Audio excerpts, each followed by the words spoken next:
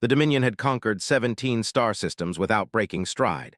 Their massive war fleets swept through space like death itself, leaving nothing but scorched worlds and broken civilizations in their wake.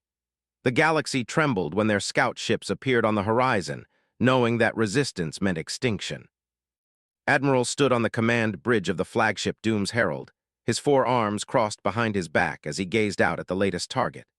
The third planet of this unremarkable system glowed blue and green below them, inhabited by a species that called themselves humans.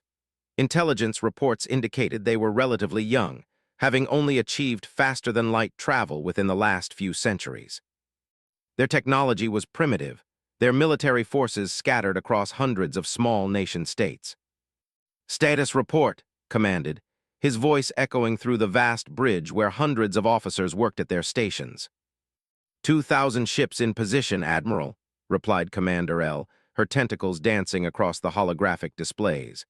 "Long-range scans show minimal orbital defenses, a few space stations, some outdated patrol craft, nothing that poses any threat to our forces." His mandibles clicked in what passed for amusement among his kind. The humans had been broadcasting surrender offers ever since the Dominion fleet had arrived in their system 3 days ago. Their governments begged for mercy, offered tribute, promised complete submission if only there would be spared. It was pathetic, really. Most species at least attempted to fight before collapsing into such cowardice. "Have they responded to our ultimatum?" asked. "Yes, Admiral. The unified human government has agreed to all terms. They request only 48 hours to prepare for the transition of power and to evacuate non-essential personnel from their major cities." The Admiral's eyes narrowed. 48 hours seemed reasonable for such a large population, but something felt wrong. In all his campaigns across 17 worlds, he had never encountered a species that surrendered so quickly and completely. Even the peaceful had put up token resistance before accepting their fate. "Run deeper scans of their military installations," he ordered. "Check for hidden weapons platforms, cloaked ships, anything that might explain their confidence in surrender." The bridge fell silent except for the humming of advanced sensors sweeping across Earth's surface and orbital space. Minutes passed as the most sophisticated detection equipment in the galaxy probed every corner of the human home system. "Scans complete, Admiral," Elle reported, her voice carrying a note of confusion. "No hidden installations detected, no cloaked vessels. Their military assets are exactly what our initial surveys indicated. If anything, they appear to be standing down their forces." Felt his warrior instincts stirring. Something was definitely wrong here.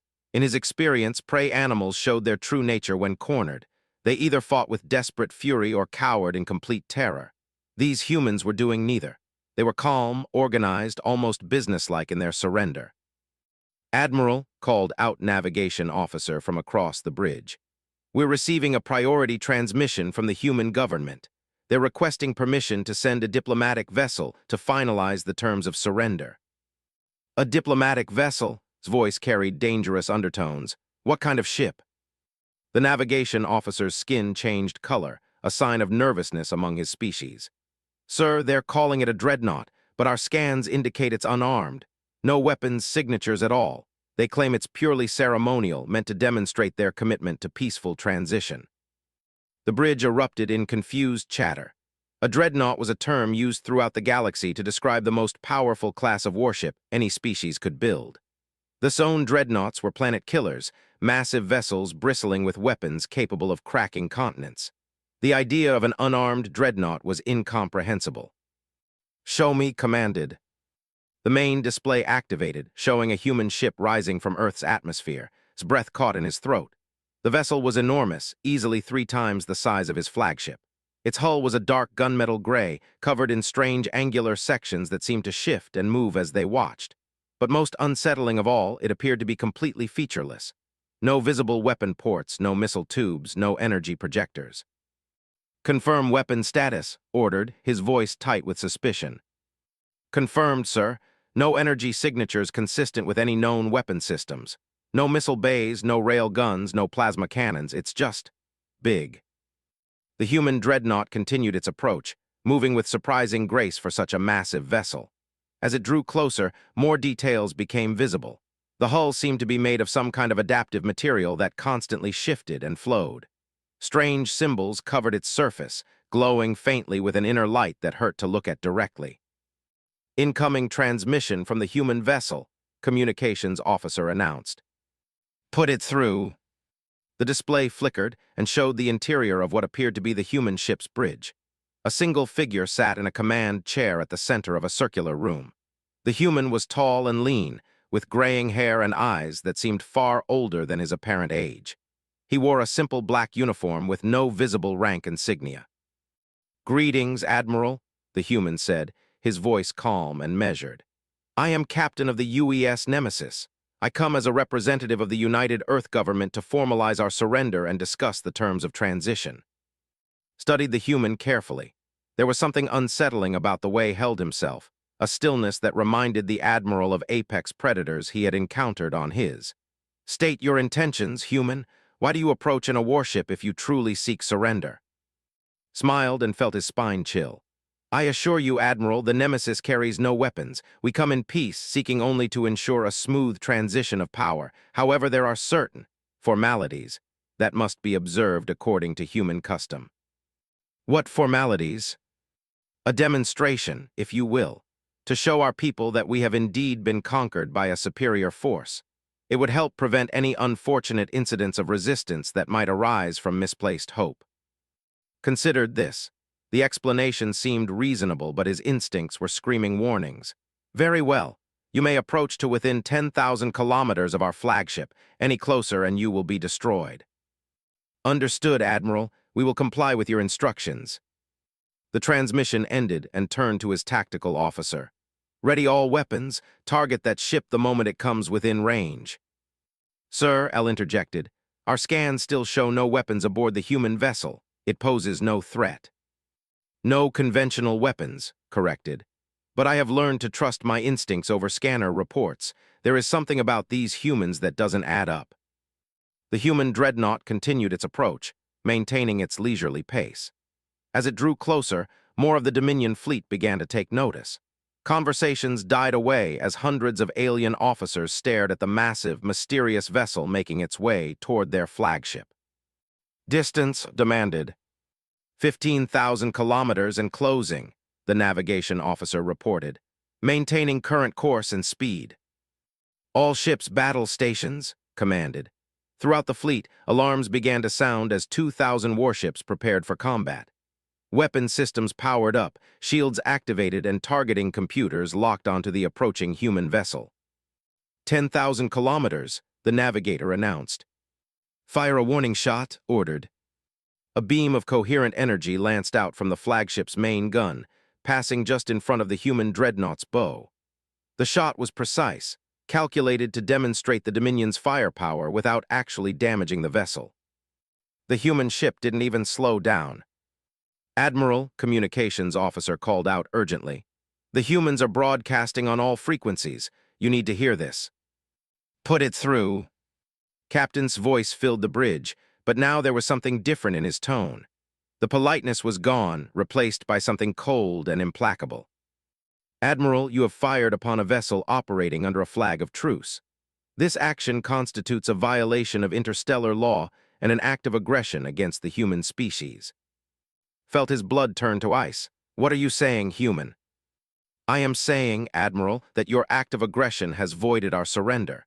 As of this moment, the human race is at war with the Dominion." The transmission cut off, and suddenly the human Dreadnought began to change. The dark hull sections that had been shifting slowly now moved with purposeful intent. Panels slid aside to reveal not weapons, but something far more terrifying. The ship was opening up like a flower, exposing its interior to space. "What is it doing?" El whispered. Could only stare as the human vessel completed its transformation. Where once there had been a sleek warship, now there was something that description. The ship had become a massive geometric structure, its hull arranged in impossible patterns that seemed to bend space around them. "Energy readings are off the scale," the tactical officer reported, his voice shaking. "Whatever that thing is doing, it's drawing power from somewhere else." "Fire!" roared. "All ships fire everything." 2,000 warships opened fire simultaneously.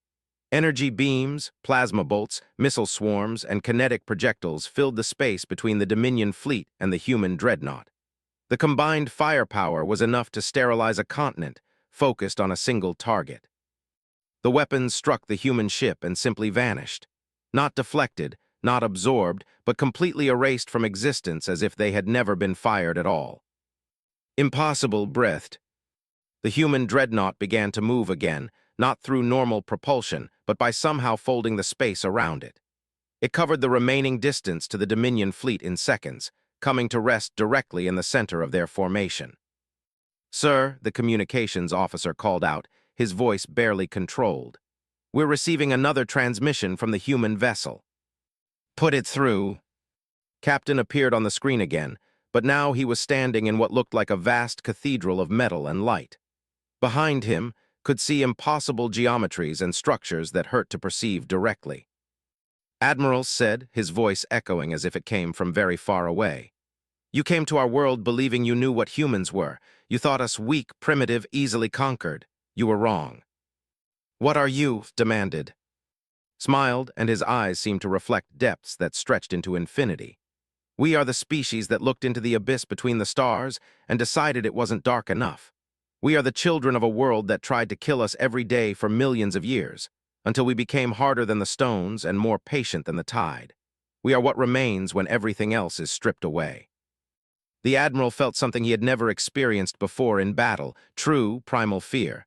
"What do you want?" "We want you to leave our space and never return. We want you to remember this day when you look up at the stars and wonder what else might be waiting out there in the dark.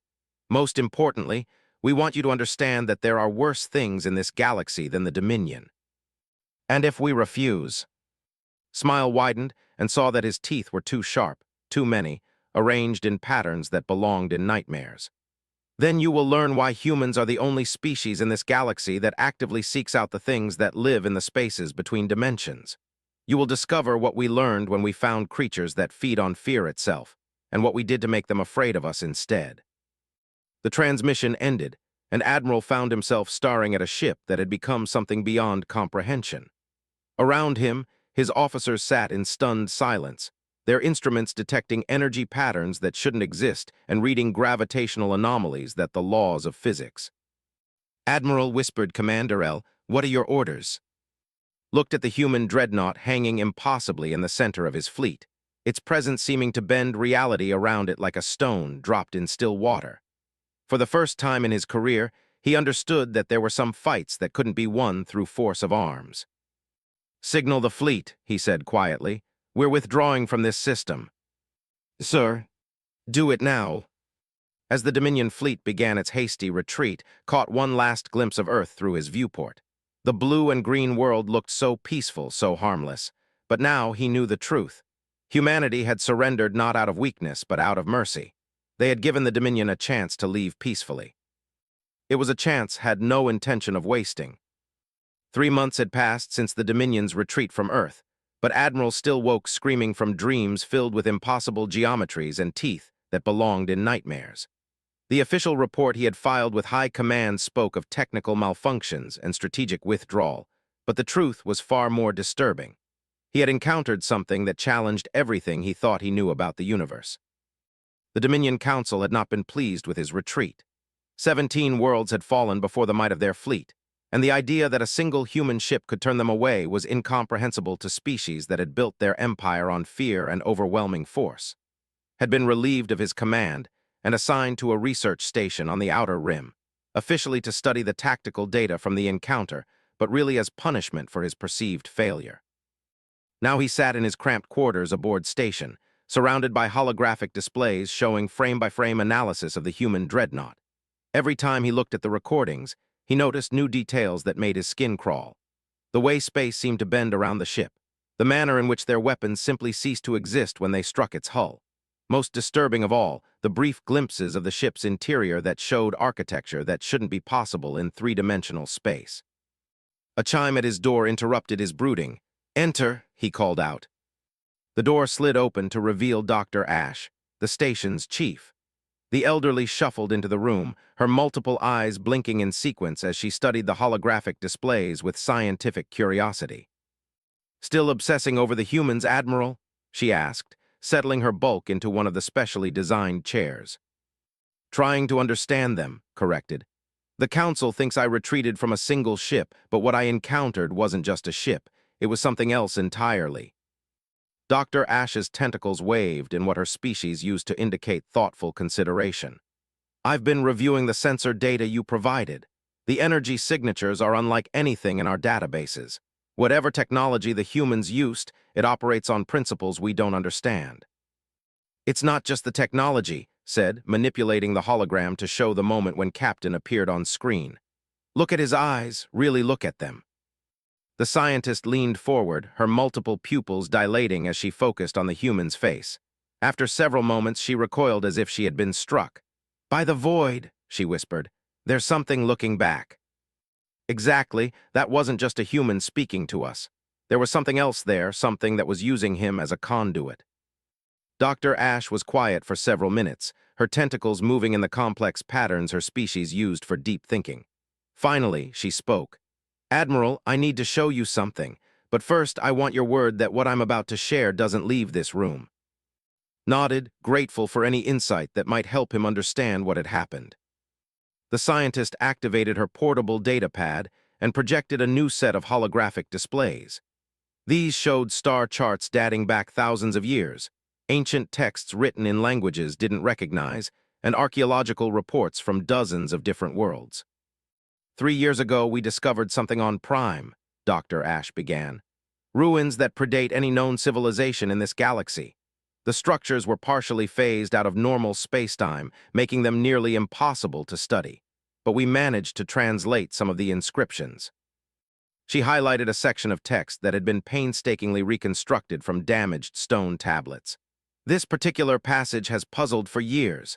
It speaks of the children of the burning world who learned to walk between the layers of reality. For a long time, we assumed it was mythology or poetry. Studied the ancient words, feeling a chill run down his spine.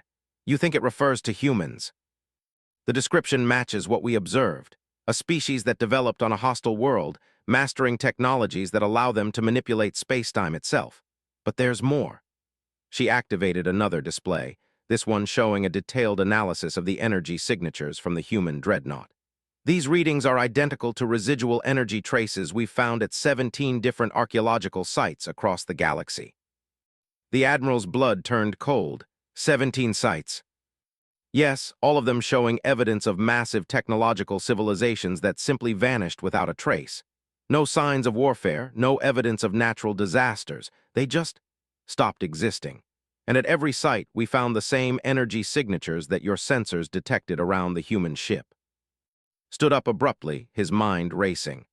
Are you suggesting that humans have done this before, that they've been wiping out civilizations across the galaxy? Dr. Ash's tentacles writhed in distress. I don't know what I'm suggesting. The timeline doesn't work. These sites are thousands, sometimes millions of years old. Humans have only been spacefaring for a few centuries. Unless, said slowly, time works differently for them. You saw how their ship moved through space by folding it. What if they can do the same thing with time? Before the scientist could respond, alarms began blaring throughout the station. Emergency lights bathed the corridors in red as automated voices announced a Code 7 situation. Both aliens rushed to the nearest observation window and looked out into space. A massive shape was materializing in the void near their station. At first, it appeared to be another asteroid or piece of space debris, but they could see it was clearly artificial. The object was roughly spherical, easily the size of a small moon, and its surface was covered in the same kind of shifting patterns they had observed on the human Dreadnought. Unknown vessel, came a voice over the station's communication system. You are in violation of Dominion space. Identify yourself immediately. The response came not as a radio transmission, but as words that seemed to appear directly in their minds. This is Captain of the United Earth Defense Force. We have come to retrieve something that belongs to us. Grabbed the nearest communications panel. Captain, this is Admiral. What are you doing here? Admiral's voice carried a note of surprise. I didn't expect to find you at this particular facility.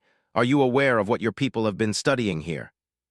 We're conducting archaeological research, replied, though he was beginning to suspect that wasn't the whole truth. Archaeological research, repeated, and there was something dangerous in his tone. Admiral, your scientists have been poking around in places they shouldn't, disturbing things that were meant to stay buried. We're here to clean up the mess before it gets out of hand. Dr. Ash's tentacles were moving in frantic patterns as she accessed the station's main computer. Admiral, she whispered, I'm reading massive energy buildups throughout the research levels. Whatever we've been studying, it's responding to the human presence. As if summoned by her words, the lights in their section flickered and went out. Emergency power kicked in a moment later, but the corridors were now filled with strange shadows that seemed to move independently of any light source. What have we awakened? Asked.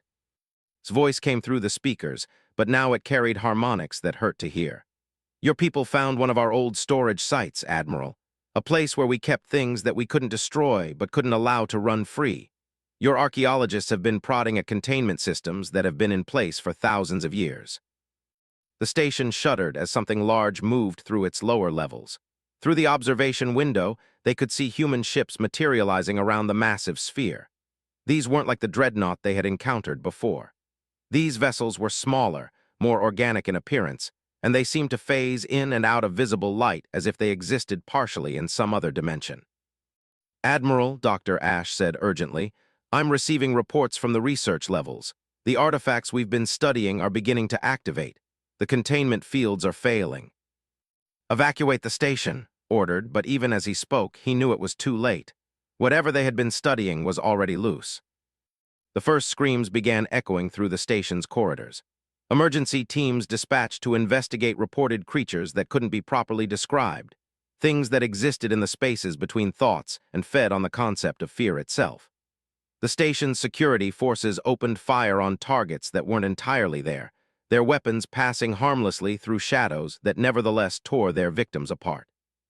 Captain called desperately into his communicator. My people don't understand what's happening. Can you help us? We're already helping, Admiral. The question is whether your people will survive long enough for us to complete the containment. Through the observation window, watched as the human ships began to maneuver around the station in complex patterns. Beams of energy that existed in colors beyond normal perception lanced out from their vessels, striking specific points on the station's hull. Where the beams hit, reality seemed to solidify, becoming more real than real. What are they doing? Dr. Ash asked. Reinforcing space-time, realized. The things that escaped exist partially outside our dimension. The humans are making it harder for them to phase between realities. The sounds of battle continued to echo through the station's corridors, but gradually they began to subside. The emergency lights stopped flickering, and the strange shadows retreated from the corridors. Whatever the humans were doing, it was working. Finally, Captain's voice returned to the speakers. Admiral, we need to speak, face to face. A portal of light appeared in the center of the room, and Captain stepped through as if walking from one room to another. He looked exactly as he had during their first encounter, but now could see the weight of ages in his eyes. Sit down, Admiral, said gently. Both of you, what you've just witnessed is only the beginning of what you need to understand about humanity. Dr. Ash's tentacles were trembling as she settled into her chair. What were those things? Fragments, replied. Pieces of something we fought a very long time ago. Something that existed in the spaces between dimensions and sought to remake reality according to its own twisted design. You fought these creatures? Asked. Nodded, for over 1,000 years from our perspective. Though time gets complicated when you're fighting beings that exist outside normal causality. We won eventually, but the victory came at a cost. What kind of cost? Was quiet for a long moment, and when he spoke, his voice carried the weight of infinite sadness. We had to become something other than human to fight them. We had to learn to exist partially outside reality ourselves, to develop technologies that operated on principles that shouldn't exist. By the time the war ended, we were no longer the species that had started it. Dr. Ash leaned forward. The archaeological sites, the civilizations that vanished, were they casualties of this war? Some of them confirmed. Others were recruits, species that we transformed to help us in the fight. They gave up their humanity, their essential nature, to become weapons against things that shouldn't exist. Felt a chill run through him. And now, what are humans now? Smiled, but there was no warmth in it. We're the custodians of a galaxy that doesn't know how close it came to ending. We're the guardians standing watch against threats that exist in the spaces between thoughts. We're the species that learned to be more terrifying than the things that scared us. Why are you telling us this? Dr. Ash asked. Because your people stumbled onto one of our storage sites and nearly unleashed something that would have consumed this entire sector. Because you need to understand that there are places in this galaxy where you should not go, things you should not study, and questions you should not ask. Stood up and moved to the observation window, looking out at the human ships that were still maintaining their positions around the station. The Dominion has built an empire based on fear and conquest, he continued. That's fine. Most species go through that phase, but there are lines that should not be crossed, boundaries that must be respected. Your archaeological expeditions have been getting too close to things that were buried for very good reasons. What do you want us to do? Asked. Forget this place exists. Forget what you've learned here. Seal off this sector of space and declare it forbidden. And most importantly, remember that there are worse things in this galaxy than anything your nightmares have ever shown you. Turned back to face them, and for a brief moment, glimpsed something vast and terrible lurking behind the human's eyes. The universe is far stranger and more dangerous than any of you realize, said. Humanity has spent the last millennium standing guard against threats that would drive entire species insane just by existing near them. We've paid a price for that responsibility, but it's a price we continue to pay willingly. He stepped back toward the portal of light. Remember this conversation, Admiral. Remember that when the Dominion encounters something it doesn't understand, the wise course of action is to leave it alone. Not everything in this galaxy can be conquered through force of arms. The portal began to close, but paused at its threshold. Oh, and Admiral, the next time you're tempted to fire on a human ship, remember that we showed you mercy once. We won't make that mistake again. The portal snapped shut and found himself staring at empty space where the human captain had been standing. Through the observation window, he watched as the human ships began to fade from view, taking their massive sphere with them. Within hours, the station's computer systems would mysteriously malfunction, erasing all data related to their archaeological research. The ruins they had been studying would be found collapsed and buried under tons of rubble. And Admiral would file a report recommending that the entire sector be declared a navigational hazard and placed off-limits to all Dominion vessels. But late at night, when the station was quiet and he was alone with his thoughts, he would remember Captain's words and wonder what other secrets humanity kept hidden in the dark spaces between the stars. 5 years had passed since the incident at station, and the galaxy had settled into an uneasy peace. The Dominion continued to expand, but they carefully avoided certain sectors of space that had been quietly marked as off-limits. Most species assumed these areas contained natural hazards or were simply not worth the effort to explore. Admiral, now reinstated to active duty after his exemplary work in establishing new navigation protocols, commanded an exploration fleet tasked with mapping the Outer Rim territories. It was considered a prestigious assignment, though he knew it was really the Council's way of keeping him far from the core worlds where his nervous condition couldn't embarrass anyone important. He stood on the bridge of the storm's edge, watching his fleet conduct routine surveys of a previously unexplored star system. 12 ships moved in perfect formation, their sensors sweeping space for anything of value or interest. It should have been boring work, the kind of assignment that built careers through steady, unremarkable progress. But something was wrong. Commander L, he called to his tactical officer, are you reading anything unusual in this system? The young officer consulted her displays, her cybernetic implants flickering as she processed the incoming data. Negative, Admiral. Standard star system. 7 planets, 2 asteroid belts, 1 gas giant with interesting mineral content. Nothing that should concern us. Nodded, but his unease persisted. After his encounters with humanity, he had developed an almost supernatural ability to sense when something was out of place in the universe. Right now, every instinct he possessed was screaming warnings. Sir, called out communications specialist from across the bridge. We're receiving a transmission from the exploration vessel Void Seeker. Captain reports they've discovered artificial structures on the 4th planet. Artificial structures? Felt his pulse quicken. What kind of structures? He says they appear to be ruins, Admiral, very old, partially buried. But the architecture is unlike anything in our databases. The Admiral closed his eyes and took a deep breath. After 5 years of peaceful exploration, of course they would stumble onto something that might be connected to humanity's ancient war. Set course for the 4th planet, and send a message to the Void Seeker. Tell Captain not to land until we arrive. The Storm's Edge and her escorts moved toward the inner system, their massive engines pushing them through space at speeds that would have been impossible just decades ago. As they approached the 4th planet, could see that it was a dead world, its surface by what appeared to be massive impact craters.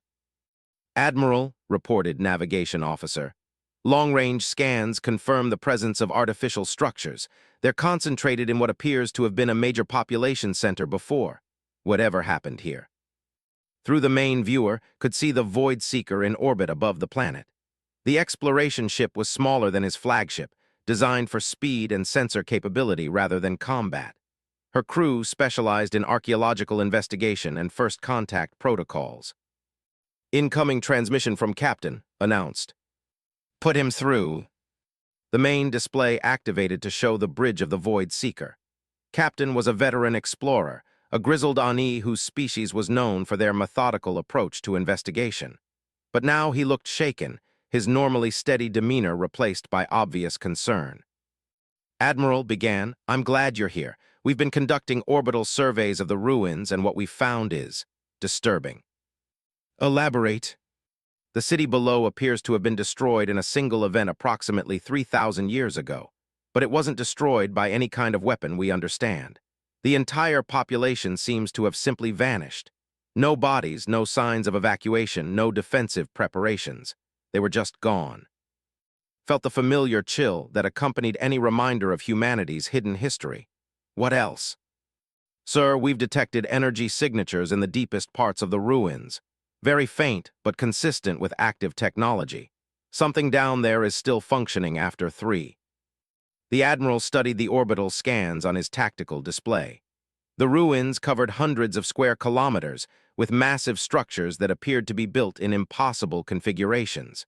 Some of the buildings seemed to fold in on themselves, creating architectural paradoxes that hurt to look at. Captain, have you attempted to make contact with whatever is producing those energy signatures? Negative, sir. Standing orders are to wait for Fleet Command before investigating active alien technology. Was about to respond when every alarm on the bridge began screaming simultaneously. The tactical displays erupted in warning symbols as sensors detected massive energy buildups throughout the fleet. Reports, he commanded.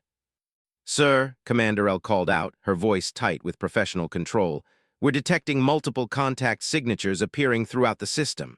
They weren't there a moment ago. The main viewer switched to a wide-angle view of local space, and his breath caught in his throat. Human ships were materializing around his fleet, not just a few vessels, but hundreds of them.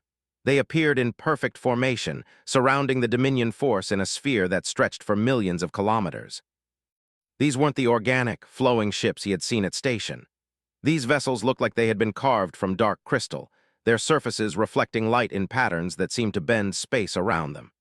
Each ship was unique, as if they had been grown rather than built, and they moved through space with a fluid grace that suggested they weren't entirely bound by conventional physics. All ships battle stations, ordered, though he knew it was futile. If humanity wanted to destroy his fleet, they could have done so already. Admiral announced, we're receiving a transmission from the lead human vessel. Put it through. The display flickered and showed a figure that almost recognized. It had the general shape and features of Captain, but something fundamental had changed. The human's skin had a translucent quality, as if he existed only partially in their dimension. His eyes held depths that seemed to contain entire galaxies, and when he moved, reality seemed to bend slightly around him. Admiral, the being that had once been said, his voice carrying harmonics that resonated in dimensions beyond sound. We meet again. Captain asked, though he wasn't entirely sure that name still applied.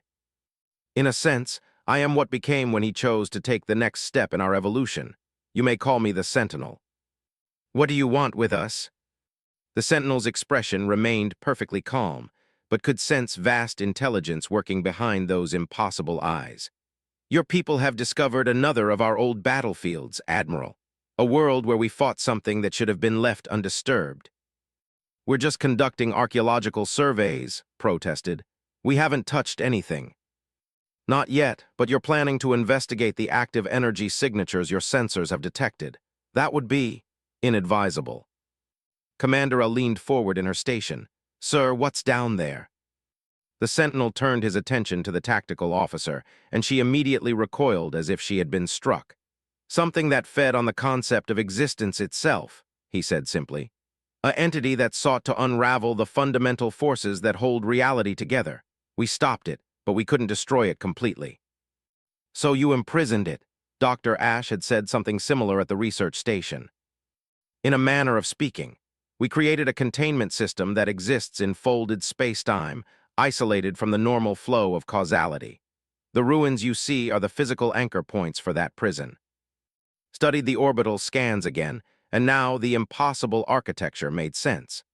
The buildings weren't just constructed in paradoxical configurations. They were designed to exist in multiple dimensions simultaneously. What happens if the containment fails? He asked. The sentinel was quiet for a long moment, and when he spoke, his voice carried the weight of eons. The entity we imprisoned doesn't just destroy matter or energy, Admiral. It consumes the mathematical relationships that define reality. If it escapes, it will spread outward at the speed of thought, unraveling the laws of physics themselves. Stars will forget how to burn. Planets will cease to remember that they exist. Entire civilizations will simply stop being, not just in the present but retroactively throughout all of time. The bridge fell silent as the implications sank in. Had thought he understood the scope of humanity's ancient war, but this was beyond anything he had imagined. Why are you telling us this? He asked finally. Because we're dying out, the sentinel replied with matter-of-fact calmness. The transformations we underwent to fight beings like this one have a cost. We're becoming less human with each generation, more integrated with the fundamental forces of reality. In another 1,000 years, there won't be anything left of us that could be called human. But you'll still be there, won't you? Still standing guard. The sentinel smiled and for a brief moment glimpsed the man had once been. Yes, we'll be there, but we need others to understand what we're protecting them from. Your species, Admiral, has the potential to become something greater than conquerors. What do you mean? The Dominion has spent centuries building an empire through fear and force. But you've also developed technologies and strategies that could be useful in our war. More importantly, you've encountered us twice now without completely losing your sanity. That's rarer than you might think. Felt a chill as he realized where this conversation was heading. You want us to join you. I want you to be ready, the sentinel corrected.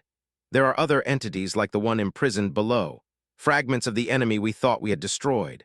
Sooner or later, they'll find a way to manifest in normal space-time. When that happens, humanity alone won't be enough to stop them. The Admiral looked around his bridge, seeing the faces of his crew as they struggled to comprehend what they were hearing. These were hardened military officers, veterans of dozens of campaigns, but they looked like children trying to understand adult conversations. What would you have us do? Continue your expansion, but avoid the sectors we've marked as forbidden. When you encounter technologies or phenomena you don't understand, consult with us before investigating. Most importantly, prepare your people for the possibility that the universe is far more dangerous than anything they've ever imagined. The sentinel gestured, and suddenly his mind was filled with images and information. He saw star charts showing hundreds of worlds marked with symbols he instinctively understood meant danger. He glimpsed technologies that operated on principles beyond current understanding. Most disturbing of all, he saw brief flashes of the entities humanity fought against, beings that existed as living contradictions to reality itself. When the visions ended, he found himself on his knees, his crew gathered around him in concern. Admiral, Commander called out urgently, "Are you all right?" Struggled to his feet, his mind reeling from what he had seen. "Set course for home," he ordered. "All ships, immediate withdrawal from this system." "Sir, what about the archaeological survey?" "There will be no survey. This system is off-limits. Mark it as a navigational hazard and file a report recommending permanent exclusion from all future exploration." as his fleet began to move away from the dead world, caught one last glimpse of the human ships. They were already fading from view, disappearing back into whatever dimension they inhabited when they weren't needed. But he knew they were still there, still watching, still standing guard against things that shouldn't exist. "Admiral," called out softly, "we're receiving one final transmission from the human vessel. Put it through audio only." The Sentinel's voice filled the bridge one last time, but now it seemed to come from very far away. "Remember what you've learned here, Admiral. Remember that the galaxy is full of wonders and terrors in equal measure. And remember that when the darkness comes, as it always does, there will be those ready to stand against it." The transmission ended, and found himself staring out at normal space once again. His fleet continued its journey home, carrying with them the knowledge that they shared the galaxy with beings who had sacrificed their humanity to protect everyone else's. 3 months later, Admiral would present a classified briefing to the Dominion Council. He would recommend the establishment of new protocols for dealing with ancient ruins and unknown technologies. He would suggest the creation of a special division tasked with monitoring sectors of space that had been marked as forbidden. Most importantly, he would argue that the Dominion needed to prepare for threats that existed beyond their current understanding of warfare. The Council would approve most of his recommendations, though they wouldn't fully understand the reasons behind them. They would establish the Special Investigations Division and give command of it. They would create protocols for consulting with appropriate experts when encountering unknown phenomena. And deep in the classified files of the Dominion military, they would maintain a special communication frequency that was never used but was always monitored. A frequency that connected them to guardians who had given up their humanity to protect a galaxy that would never fully understand what they had sacrificed. Would go to his grave knowing that the Dominion, for all their conquests and technological prowess, were children playing in a universe overseen by beings who had looked into the abyss and made it blink first. But he would also know that when the time came, when the darkness stirred and threatened to consume everything, they wouldn't face it alone. In the depths of space, the human ships continued their eternal vigil, watching over a galaxy that slept peacefully because others were willing to stand guard against its nightmares. The war against impossible enemies continued, fought by beings who remembered being human, but had become something far stranger and more wonderful than anything the universe had produced before. And in the ruins of dead worlds, ancient prisons held their prisoners, watched over by guardians who would never stop standing guard, no matter what the cost to themselves. For they had learned the most important lesson any species could learn. Sometimes the greatest act of love is being willing to become the monster so that others don't have to.